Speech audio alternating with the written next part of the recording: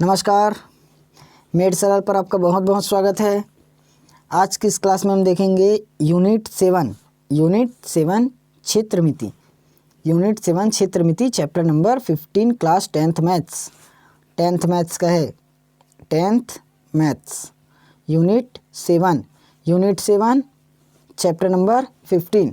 इकाई में बोलोगे तो 7वां इकाई है और अध्याय में बोलोगे तो 15वां अध्याय। यहाँ से देखो क्वेश्चंस कैसे कैसे मिलेंगे ना आप लोगों को। 1 नंबर का एक क्वेश्चन देखने को मिल जाएगा, 3 नंबर का एक क्वेश्चन देखने को मिल जाएगा, 4 नंबर का भी एक क्वेश्चन देखने को मिल जाएगा। तो 4 3 7, 7 और 1 8। इस चैप्टर से अपने को टोटल 8 नंबर का क्वेश्चन देखने को मिलेगा और 3 क्वेश्चन में 8 नंबर मिल रहे तो और क्या चाहिए यार। अब समझो इसको आएगा कैसे कैसे। 1 नंबर तो ऑब्जेक्टिव वाला रहेगा, वो कहाँ से पूछेगा था पता नहीं, कोई भी पूछ सकते हैं ना। बाकी 3 नंबर और 4 नंबर के लिए मैं कुछ ट्रिक बता रहा हूँ। देखो, इसके लिए हमें पूछेगा बेलन, इसके लिए एक टॉपिक देगा बेलन और एक टॉपिक देगा गोला, एक टॉपिक देगा शंकु, एक टॉपिक शंकु और एक टॉपिक मिलेगा गोले से अर्धगोला। यहाँ पर जगह नहीं था इसलिए मैं अर्धगोले को यहाँ लिख रहा हूँ, नहीं तो गोले के बाद अर्धगोला बता देता। ठीक, इतना टॉपिक हमें कवर करना है। कौन कौन सा टॉपिक समझ में आया? एक बनाने हैं अपने को बेलन, गोला, अर्धगोला और शंकु।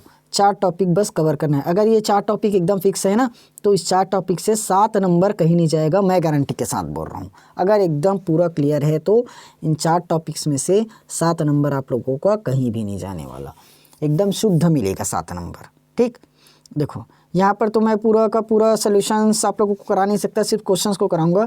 अगर बोलोगे क्वेश्चंस के साथ साथ आप सॉल्यूशन भी बताइए करके, तो मैं सॉल्यूशंस का एक अलग से डिटेल्ड वीडियो बनाकर आप लोगों को दूंगा।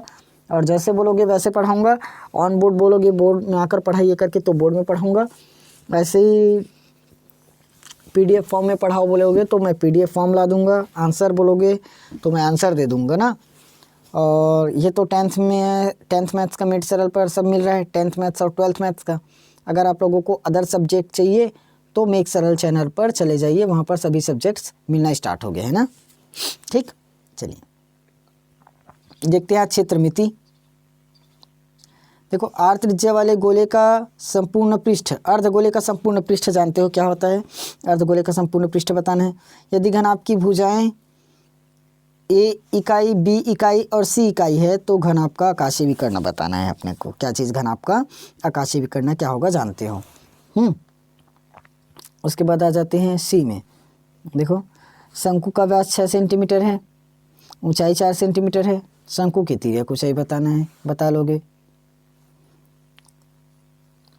चौथा क्वेश्चन आप लोगों को दिया है, बेलन के आधार का क्षेत्रफल दिया है 16 पाई, उसकी हमें त्रिज्या बताना है। अब उसके बाद आ जाते हैं हम लोग 5वें क्वेश्चन पर। 5वें क्वेश्चन में घन के शीर्षों की संख्या बतानी है। क्या चीज़? घन के शीर्षों की संख्या। घन में कुल कितना शीर्ष होता है? 8 शीर्ष। 8 शीर्ष की 6 शीर्ष। बताइए आप लोग, बताइए जल्दी बताइए, दोनों में बताइए। नहीं पता चला? चलो एक घन बना कर दिखाऊं, देखिए।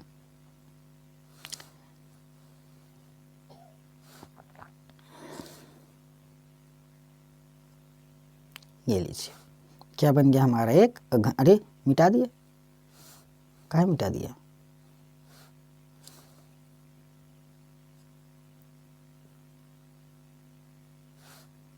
देखिए, ये हो गया हमारा एक घन तैयार। क्या चीज़ है ये? घन है ना। ये हमारा एक घन तैयार। इसको बस मिला दो यहाँ से यहाँ तक, यहाँ से यहाँ तक मिलाना बस तो है, और कुछ नहीं करना है। ठीक, फिर उसके बाद हो गया। चलो, ये वाला पॉइंट मिलेगा, ये पॉइंट मिलेगा, ये वाला पॉइंट मिलेगा, ये पॉइंट मिलेगा। देखो शीर्ष कितना होगा? ये एक शीर्ष, ये एक शीर्ष बना, ये 2 शीर्ष बना, ये 3 शीर्ष बना, ये 4 शीर्ष बना, ये 5, ये वाला 6, ये 7 और ये 8। ये कितना हो जाएगा हमारा? 8।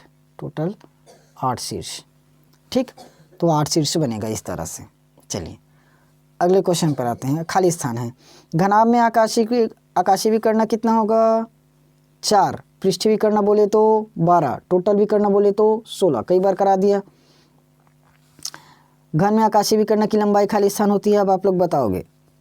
बेलन का आयतन खाली स्थान होता है। बेलन का आयतन खाली स्थान होता है। बेलन का आयतन जानते हो ना, एक इकाई त्रिज्या वाले गोले का आयतन खाली स्थान घन इकाई होगा। घनाभ में कोरों की संख्या खाली स्थान। गोले का पृष्ठीय क्षेत्रफल उसे त्रिज्या के वृत्त के क्षेत्रफल का खाली स्थान गुना होगा।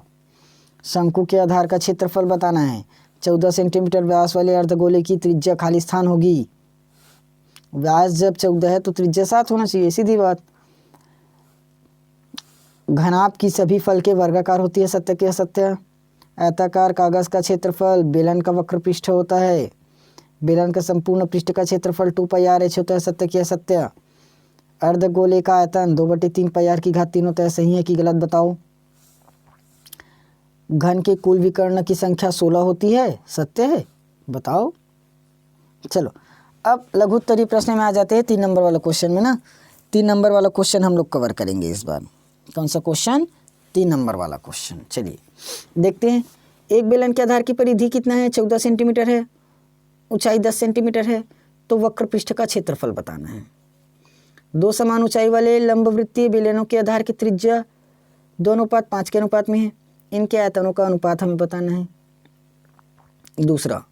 तीसरा क्या बोल दिया है हमें? एक शंकु के आधार की त्रिज्या 7 सेंटीमीटर है, ऊंचाई 15 सेंटीमीटर है, तो हमें बताना है शंकु का आयतन। क्या चीज़ बताना है? शंकु का आयतन। उसके बाद दिया देखो, चौथा क्वेश्चन आप लोगों का हो जाएगा। एक शंकु का वक्र पृष्ठ है 35 पाई वर्ग सेंटीमीटर, आधार का व्यास दिया है 14 सेंटीमीटर, हमें इसकी तिर्यक ऊंचाई बतानी है। देख लो क्या क्या दे रहा है। शंकु से बहुत क्वेश्चन दे रहा है ना 3 नंबर में। उसके बाद गोले से स्टार्ट हो गया। देख लो, गोले का पृष्ठीय क्षेत्रफल 154 सेंटीमीटर, गोले का व्यास बताना है। मोस्ट इंपॉर्टेंट क्वेश्चन, आया हुआ क्वेश्चन भी है। उसके बाद देखो, एक गोले का व्यास 28 सेंटीमीटर है, गोले का हमें बताना है पृष्ठीय क्षेत्रफल। फिर उस बड़े से बड़े खंबे की लंबाई ज्ञात कीजिए जो 10 मीटर लंबा, 10 मीटर चौड़ा, 5 मीटर ऊंचे कमरे में रखा जा सकता है। ये 7वां क्वेश्चन। अब आप लोगों का आ जाएगा दीर्घ उत्तरीय प्रश्न। दीर्घ उत्तरीय प्रश्न यानी कि 4 मार्क्स क्वेश्चन, 4 नंबर वाला क्वेश्चन आ जाएगा।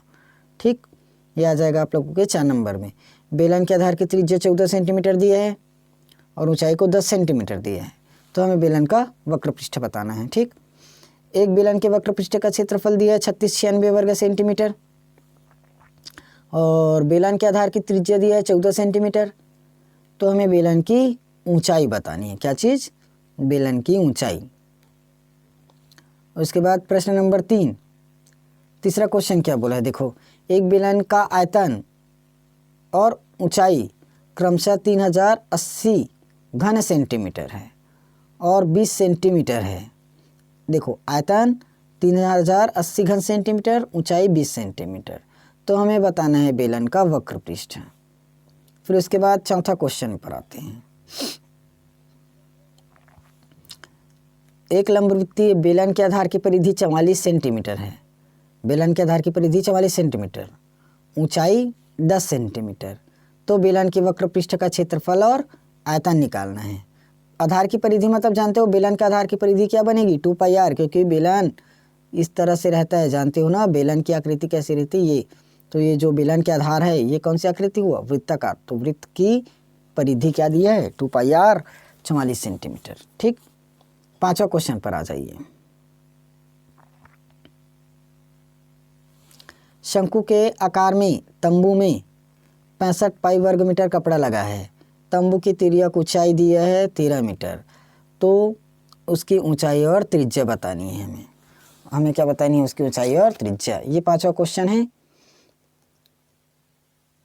उसके बाद देखो 6वां क्वेश्चन।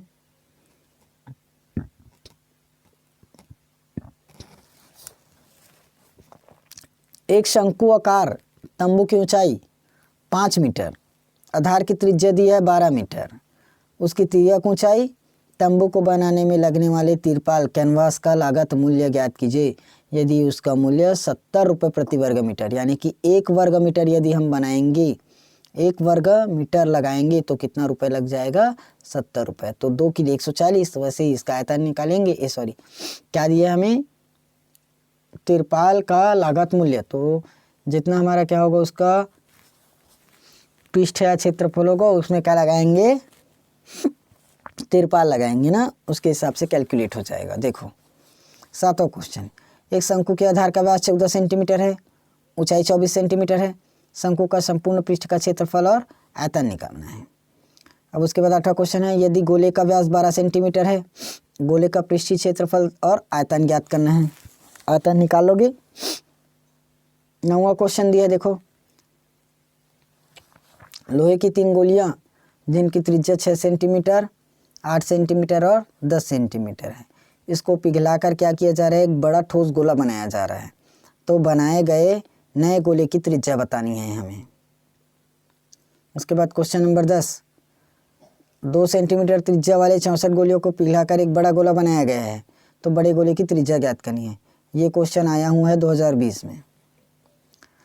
11वां क्वेश्चन आप लोगों का क्या बोल रहा है, देखो 2 ठोस गोले के आयतनों का अनुपात 64:27 है, तो पृष्ठ क्षेत्रफलों का अनुपात क्या होगा, ये बताना है।